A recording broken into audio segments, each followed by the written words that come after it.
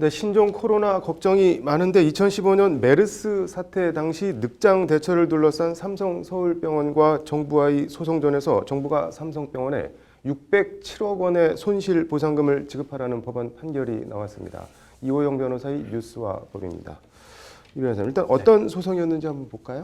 네, 이 소송은 이제 그 삼성병원이 네. 정부를 상대로 제기한 소송이었습니다. 네. 이제 메르스가 이제 그 박근혜 정부인 2015년 그 5월 달에 이제 아주 심각한 상황이 되었었고 네. 이때 이제 문제가 되었던 게 14번 환자입니다. 네. 그 14번 환자 같은 경우는 2차 감염이 되었던 이제 환자인데 그 환자가 81명을 3차 감염을 네. 시켰고 이 가운데 16명이나 사망을 했거든요. 네. 그러니까 이렇게 2차 감염자인 14번 감염자가 네. 이제 3차 감염자, 이후 4차 감염까지 이렇게 시키는 그런 과정에서 네. 정부 당국이 적극적으로 대응을 하지 못했는데 네. 이 원인을 그 삼성병원이 제공을 했다. 네. 그래서 이제 그때 당시 정부가 이제 삼성 서울병원이 네. 그 14번 그 환자가 밀접 접촉한 그 환자들의 명단을 네. 제때 제출을 안 해서 이제 3차, 4차 이렇게 그 확대 네. 손해가 발생하는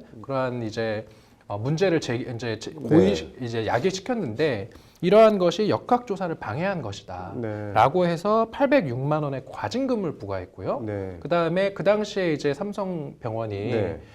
이제 질병을 이제 그 당시에 이제 전염병 네. 예방을 하기 위한 그런 치료를 하면서 네. 일반 환자들을 받지 못했을 거 아니겠습니까? 네. 그런 경우에 이제 지급되는 손실 보상금도 지급을 이제 거부를 했습니다. 네. 그것에 대해서 이제 병원 측에서는 네. 이제 그런 과징금 부과 처분이 위법하다라고 네. 해서 취소를 구하고 그 다음에 그 그 병원이 받은 손실 네. 607억 원 상당도 지급을 해달라라는 이제 청구를 했었던 것이고요. 네. 지금 법원에서 이런 삼성병원의 손을 들어준 것입니다. 네. 이 뭐 접촉자 명단을 뭐 제대로 내지 못했다고 하는데 당시 어떤 일이 있었는지 좀 자세히 복기를 다시 한번 해볼까요?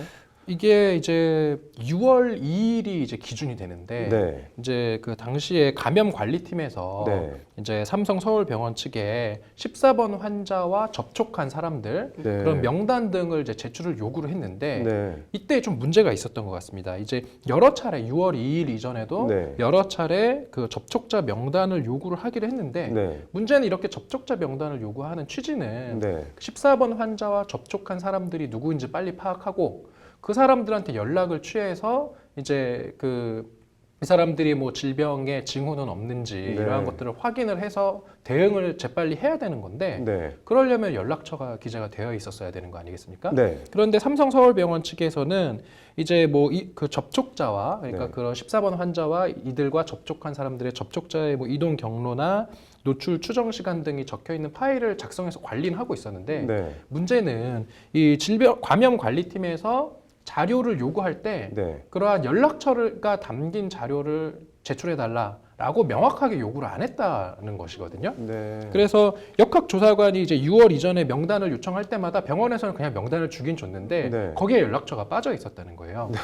그래서 내용을 이제 좀 자세히 살펴보다가 이제 네. 6월 2일이 되어서야 네. 이제 역학조사관이 명시적으로 연락처가 포함된 명단을 좀 제출해달라라고 네. 했고 병원 측은 곧바로 이걸 제출을 했다고 합니다. 네. 그러니까 병원이 딱히 그렇게 잘못을 한 건 아닌 거죠. 이제 네. 상황을 되돌아일으켜 놓고 보면. 그러네요. 예. 그러니까 이제 법원에서는 이게 삼성병원이 고의로 네. 어떤 역학조사를 방해할 어떤 그런 것은 아닌 것으로 보인다. 이건 네. 오히려 당시에 그런 역학조사관, 보건당국에서 실수를 한 것이다. 이렇게 지금 법원은 판단을 한 것입니다. 네.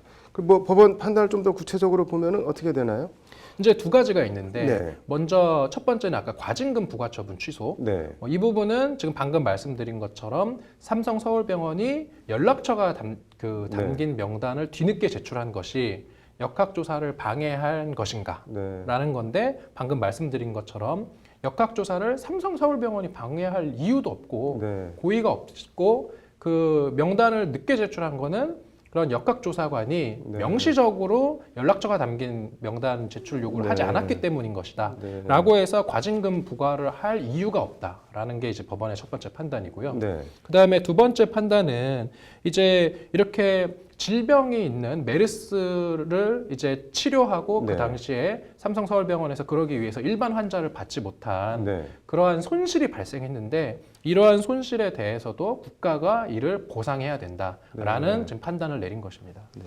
뭐 요약하면은 알아서 잘 주지 않은 거는 뭐 실수라고 볼 수 있지만 그걸 가지고 뭐 책임을 물을 수는 없다. 뭐 그런 취지 판결인 것 같은데 네. 이게 원래 이렇게 뭐 전염병이 돌고 해서 진료가 마비되고 그러면 손실보상금 같은 거를 주게 돼 있나요? 어떻게 돼 있나요? 당연히 그렇죠. 이게 일반적으로 네. 이제 예를 들어서 정부의 어떤 불법한 행위가 있었다라고 네. 하면은 그러한 불법한 행위로 인한 손해를 배상하는 게 맞고요. 네. 지금 이렇게 이제 전염병을 예방하기 위해서 뭐 본부를 병원에 설치하고 이런 거는 불법한 행위는 아니고 네. 법에 따른 적법한 행위인데 그러한 어떤 적법한 행위로 인해서 네. 일반 국민이나 회사가 손실을 볼 수 있잖아요. 네. 그럼 그러한 손실을 당연히 국가에서 보상해 주는 게 맞고요. 네. 이게 이제 손실 보상의 법리라는 건데 네. 그러한 손실 보상의 법리를 이런 어떤 이제 질병과 관련된 것에서 이제 구체화해 놓은 법이 이제 감염병 예방법인데 이러한 감염법 예방법에도 따르더라도 이제 어떤 감염병 환자를 진료하거나 또는 병원을 폐쇄할 수도 있지 않습니까? 네. 그러한 어떤 감염병 환자 진료, 병원 폐쇄 이러한 것들로 인해서 네. 병원이 받은 손실은 그런 손실보상심의위원회의 심의 의결을 거쳐서 네. 보상하도록 법에 명시가 되어 있습니다. 그래서 네. 그러한 법에 따라서 이제 삼성서울병원에 보상을 하라라고 법원에서 판단을 한 네. 것이죠. 뭐 메르스는 5년 전 얘기고 지금은 이제 신종 코로나가 이게 참 큰 문제인데 오늘 구치소 접견 갔다 오셨는데 뭐 이것저것 검사 받으셨다면서요? 그렇죠. 구치소 같은 경우도 이제 수용인들이 밀집되어 네. 있는 시설이기 때문에 네. 외부에서 이런 바이러스가 침투되면 대단히 큰 문제가 발생할 수 있거든요. 네. 그래서 평소와는 다르게 오늘 같은 경우는 네. 이제 구치소 입구에서 변호사들의 체온을 다 측정을 하고 네. 그 다음에 혹시라도 그런 질병과 관련된 증상이 없는지를 다 문답지를 작성하고 네. 그리고 마스크까지 나눠주더라고요. 그래서 마스크를 차고 이제 구치소 수용인 접견을 네. 하는 그런 오늘 풍경을 저희가 보고 왔습니다. 그 문재인 대통령이 오늘 신종 코로나 관련해서 가짜 뉴스를 언급하면서 중대 범죄다 엄정 대처하라라고 지시를 했는데 이게 지금 뭐 관련 법 같은 게 어떻게 돼 있나요? 가짜 뉴스 관련해서? 그게 참 문제인 게 네. 가짜뉴스 방지법이라고 해서 네.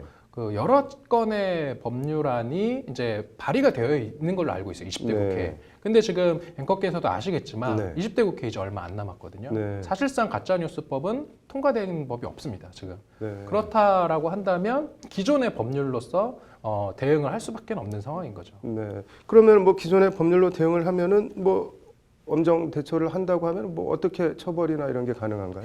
쉽지 않죠. 일단은 뭐 기존의 법을 조금 보면은 네. 뭔가 이런 허위 사실과 관련된 이제 그런 처벌 법령들이 뭐 공직선거법에 있고 네. 그다음에 형법에 있고 정보통신망법에 있는데 공직선거법 같은 경우는 이제 허위사실 공표죄라고 해서 네. 후보자 등에 대한 어떤 낙선 목적 또는 당선 목적이 있어야 되고 네. 그런 또는 후보자에 대한 어떤 허위사실 이러한 것들이 있어야지 처벌할 수 있는데 네. 그런 뭐 낙선 목적, 당선 목적이나 허위 사실 같은 게 없으면 네. 비록 가짜 뉴스라 하더라도 처벌할 수 없고요. 네. 그다음에 형법상의 이제 그 명예훼손죄 같은 경우는 네. 어떤 사실 내지는 허위 사실 적시를 해서 그 피해자의 명예를 훼손해야 됩니다. 네. 그러면 어떤 예를 들어서 이런 뭐 코로나 바이러스와 같은 가짜 뉴스 같은 경우에는 적용할 수가 없는 거예요. 왜냐하면 누군가의 네. 명예가 훼손되는 건 아니니까 그냥 가짜 뭐 바이러스가 뭐 열 몇 명한테 뭐 확산된다더라. 네. 라고 하는 그러한 어떤 가짜 뉴스를 통해서 누군가의 명예가 훼손되는 건 아니기 때문에 네. 형법상 명예훼손도 적용되기 어렵고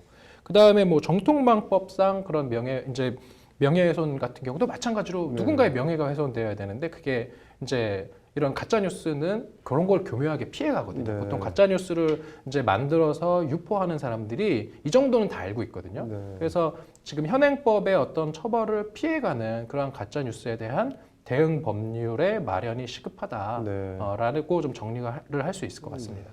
아무튼 이런 시국에 가짜뉴스 퍼뜨리는 사람들의 심리는 도통 이해가 안 되네요. 말씀하신 대로 법제도 마련이 필요해 보이네요. 오늘 잘 들었습니다.